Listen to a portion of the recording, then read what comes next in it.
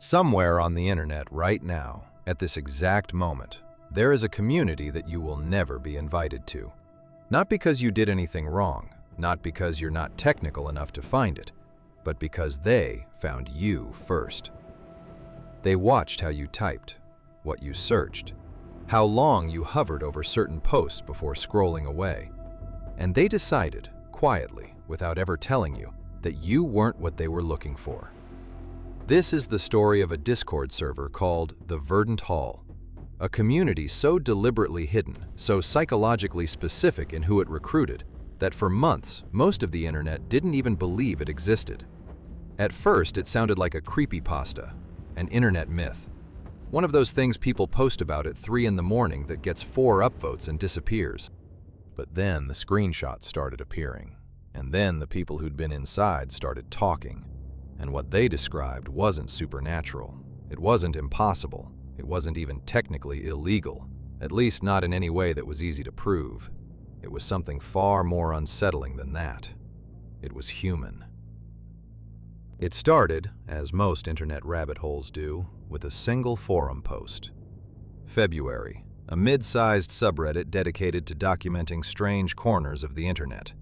The post was titled, "Has anyone else been approached by something called the Verdant Hall?" The post had 11 words in the body, just 11. I got in, I got out. I don't think I should talk about it. Then, nothing. The account went dormant within 20 minutes of posting. People assumed it was a joke, an ARG, an alternate reality game, something a bored college student set up to feel mysterious on a Tuesday. But 2 days later, a different account posted in the same subreddit. Different writing style, different posting history, no connection to the first user at all. Same 4 words in the title, the Verdant Hall. This one said slightly more. They described being contacted through a Discord mutual, someone they barely knew, who sent them a link with no context. Just a link and a single emoji, a plant. Not a flower, not a tree. A generic small green plant emoji. They clicked the link. They were taken to a server. They were there for 9 days. Then they left, or were removed, they weren't sure which, and the invite link no longer worked. When they tried to find the server again, it was as if it had never existed. Now, at this point, you might be thinking, okay, this is just a private Discord. Lots of people run weird private servers. What's the big deal? And that's a fair reaction. That was everyone's reaction at first. But here's where things became stranger. A researcher, someone with a background in online community documentation, who spent years cataloging unusual internet spaces, began collecting these accounts. She went by the username Lacrimal. She never shared her real name publicly, which in retrospect was probably smart. Over 3 weeks, she gathered 14 separate testimonies from people who claimed to have been inside the Verdant Hall. 14 people. No obvious connection to each other. Different countries, different ages, different interests. She cross-referenced everything, looking for inconsistencies, fabrications, signs of coordination between the accounts. She found almost none. The details that overlapped between unconnected testimonies weren't vague things. They were specific, weirdly specific. The kind of specific that's hard to fake unless you've actually seen something with your own eyes. The color scheme of the server, the way channels were named, a particular moderator who never spoke but was always online. Always. Every single person mentioned him. His username was simply observer_null. So what was the Verdant Hall actually?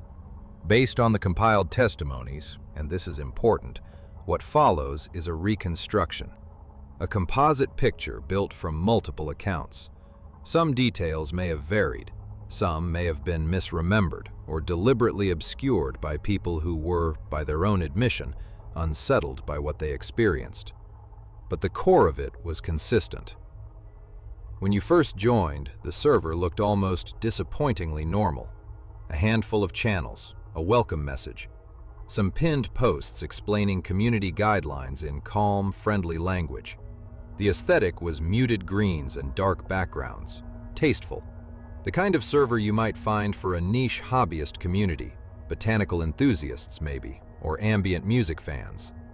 You were given a role immediately upon joining. Not a role you chose, a role that was assigned to you. The roles had names like Seedling, Observer, Root, Canopy. Nobody explained what they meant. When new members asked, they were told, politely, always politely, that the role reflected how you arrived. What that meant was never elaborated on. For the first day or two, it seemed fine.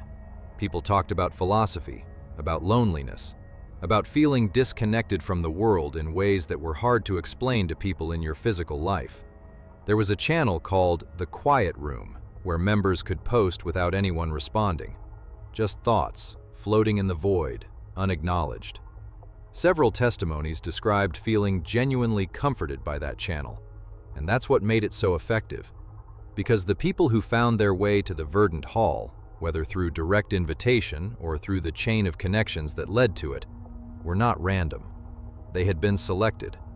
Not for any dramatic reason, not because they were vulnerable in some obvious, exploitable way, but because they had demonstrated, somewhere online, a specific kind of interior life, a tendency toward intense introspection, a history of thoughtful, slightly melancholy posts, an interest in the kind of questions that don't have answers, the kind of person who stays up too late reading about consciousness or impermanence, or the feeling that something is fundamentally wrong with the way modern life is structured, without being able to name exactly what.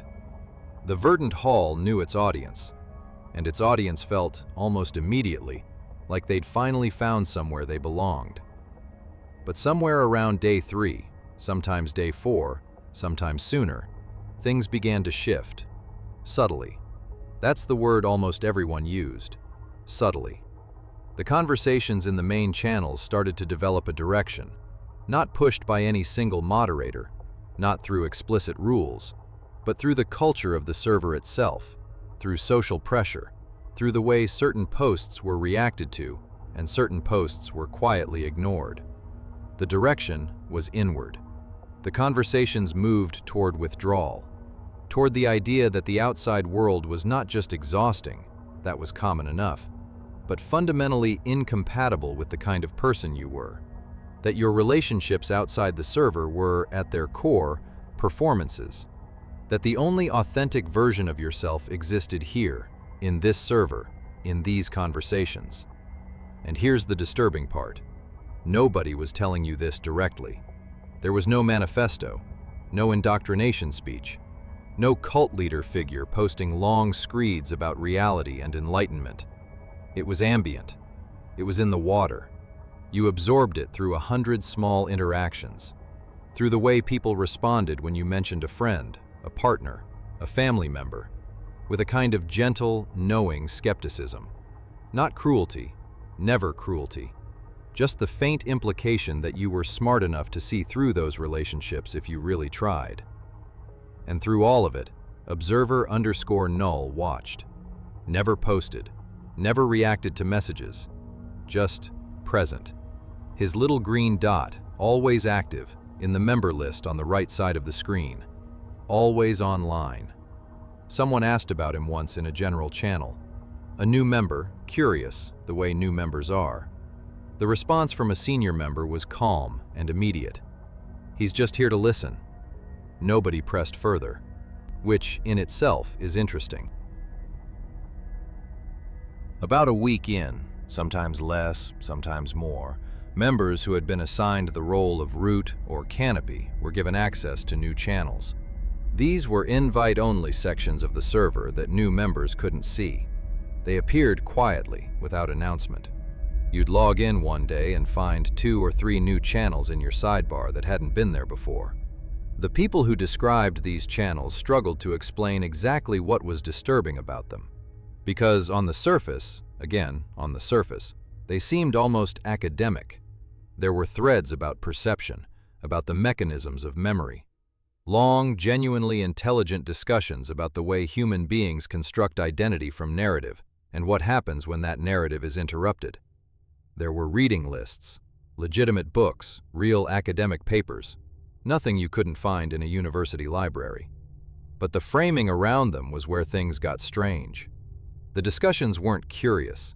They weren't exploratory in the way that a philosophy seminar is exploratory, where ideas are held at arm's length, examined, considered. They were practical. They read as if the members were actively trying to apply these concepts to themselves, to the people in their lives outside the server. One testimony described a thread titled "Practical Detachment" that outlined, in calm and methodical language, specific techniques for emotionally distancing yourself from people you depended on. Techniques borrowed from legitimate psychological literature, but stripped of their therapeutic context and repurposed for something else entirely. When the person who shared this with Lacrimal described it, they kept using the same phrase. It wasn't cruel. That's what I keep coming back to. It wasn't cruel. It treated people like systems, like variables in an equation you were trying to solve. And this is where the story changed completely. Because Lacrimal, who had been documenting all of this from the outside, secondhand, through testimonies, managed to get access herself. She doesn't explain how. She's never explained how. In her posts about it afterward, she only says that she spent 3 weeks building a trail of breadcrumbs she thought might get her noticed. And one evening, a Discord account she'd never interacted with sent her a link. No message, no context, just a small green plant emoji. She was in the server for 11 days. What she described from direct experience lined up with everything she'd collected. But there were things she noticed that the previous testimonies hadn't captured, or hadn't known to mention. The first was the rhythm of the server. Activity peaked in the hours between 2 and 5 in the morning, in multiple time zones simultaneously. Someone with a background in community analytics might look at that pattern and find it unremarkable. Night owls exist everywhere. But Lacrimal noticed something else. Members talked about their sleep, frequently. Not in a complaining way, not, "Ugh, I can't sleep again," but in a way that was almost proud, as if the dissolution of a regular sleep schedule was a mark of depth, a sign that you'd moved beyond the ordinary rhythms of a life structured around work, obligation, other people. She started tracking it. In the 11 days she was in the server, she slept an average of 4 hours a night. She didn't realize this until she left. The second thing she noticed was the mirroring. In behavioral psychology, mirroring is a well-documented phenomenon. People unconsciously adopt the speech patterns, posture, and mannerisms of those they feel connected to. It builds rapport. It's part of how humans bond. In the Verdant Hall, it was happening, but it felt engineered. Longer tenured members had developed a very specific way of writing. Measured, slightly formal, with a tendency toward long sentences that circled back on themselves, and short declarative sentences dropped in afterward, like stones into still water. Within 5 days, Lacrimal noticed she was writing the same way. Not intentionally, not consciously. She just was. She read back through her posts from day 1 and compared them to day 5. The difference was stark enough to make her feel, in her own words, like I'd been quietly replaced. On her 9th day, she got access to the deeper channels. She doesn't share everything she saw there. She's been consistent about that. But she shares this. There was a channel called the Nursery. The Nursery was a log, a record. Not of conversations, not of ideas, of people. Members, past and present, were documented in a specific format. Not with personal information, not with names or locations, but with psychological profiles. Detailed, frighteningly accurate psychological profiles built entirely from their public posting history, their Discord activity, their reaction patterns, the content of their messages. Profiles that described, with clinical precision, what made each person easy to reach, what made them feel seen, what made them stay. She left the next day. Or she was removed. She's still not entirely sure which. She woke up one morning, after a rare full night of sleep, and found she was no longer in the server. The invite link was dead. The accounts she'd interacted with were gone, as if the Verdant Hall had simply exhaled, and she'd been breathed out. Lacrimel published her findings across 3 long posts over the course of a week. The internet responded the way the internet does to things like this: skepticism, fascination, obsession. Some people dismissed it entirely: a well-written fiction, a performance, an ARG that had gotten out of hand. Others began furiously attempting to locate the server themselves, reverse engineering what they knew about the invite chain, trying to construct the right digital footprint to get noticed.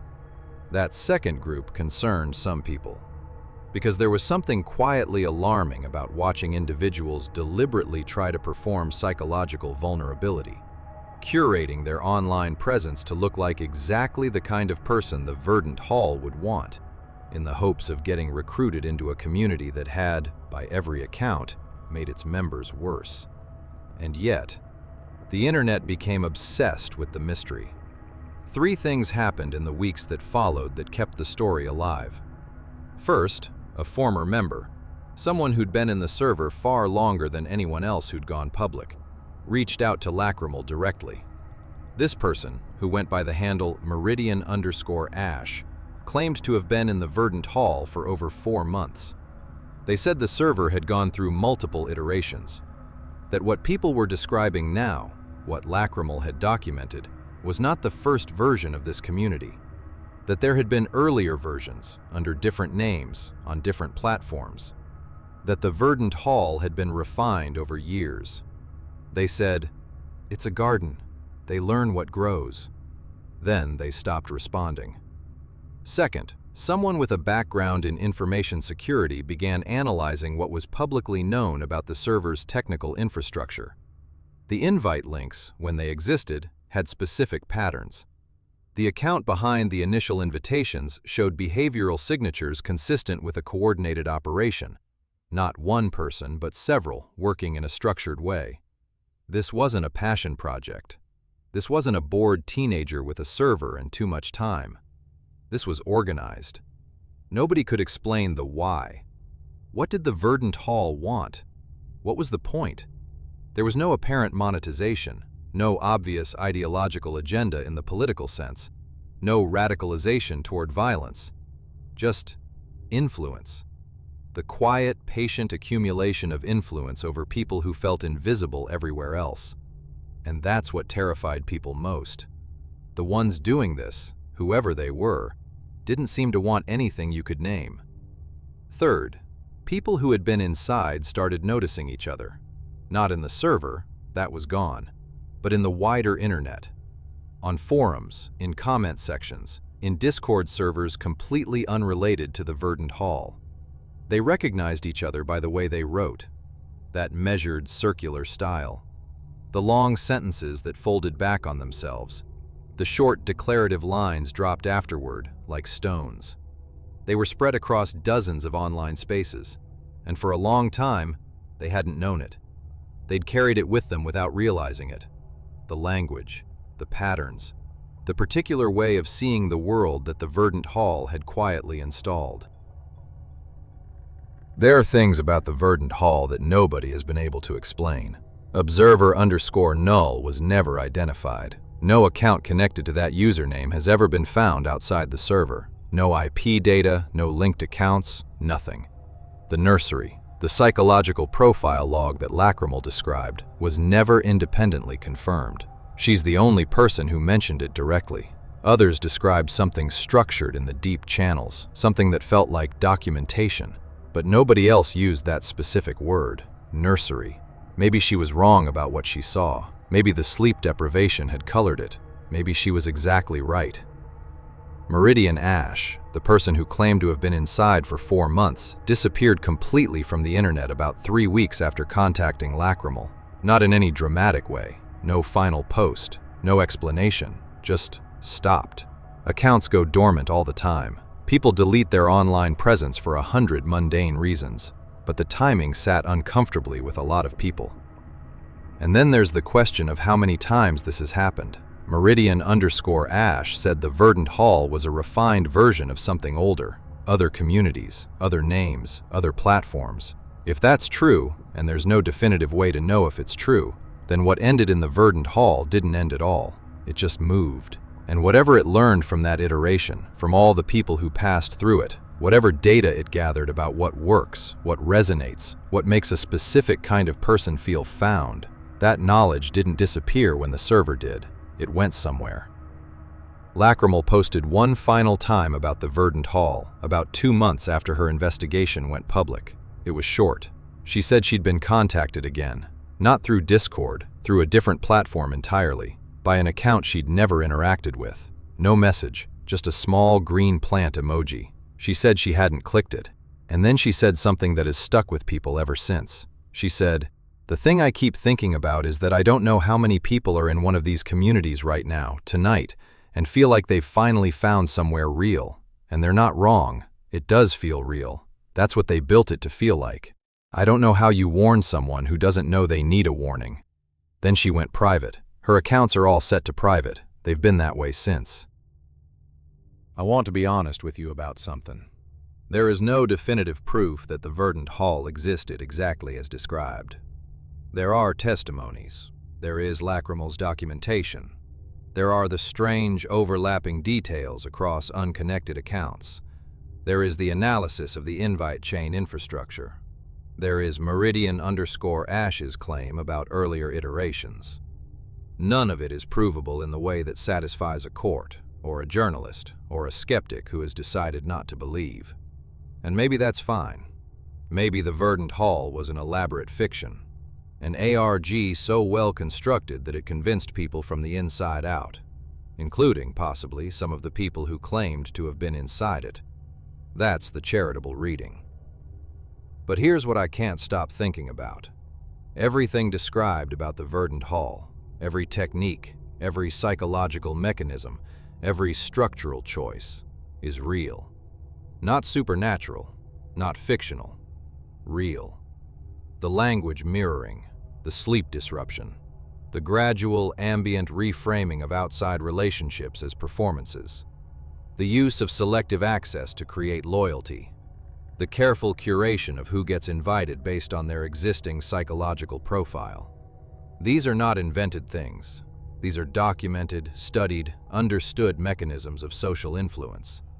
They exist in cult psychology, in high-control relationship dynamics, in the history of organizations that don't announce themselves as organizations. The Verdant Hall, whether it was exactly what people claimed or something adjacent to it, or something that inspired the story, is not impossible. It's not even unlikely. Communities like it almost certainly exist. Maybe not with that name, maybe not with that aesthetic, maybe not using Discord at all, because Discord has gotten better at finding and removing servers that operate this way. But the underlying logic, the patient identification of a specific kind of person, the construction of a space that feels like sanctuary, the quiet installation of a worldview through 100 small ambient pressures, that logic is portable. It doesn't require any particular platform. It just requires people willing to run it, and people lonely enough to need what it offers. And that's what makes the story of the Verdant Hall so hard to put down. Not because it's definitely real, but because the world it describes, a world where hidden communities find you before you find them, where the feeling of finally being understood can be precisely engineered, where the most dangerous places online are the ones that feel the most like home. That world is not a fantasy. That world is just the internet, and it's the one we're all living in. Stay aware of where you're spending your time online. Pay attention to how you feel when you leave versus how you felt when you arrived. And if a stranger ever sends you a small green plant emoji, with no context, no explanation, just a link, maybe don't click it.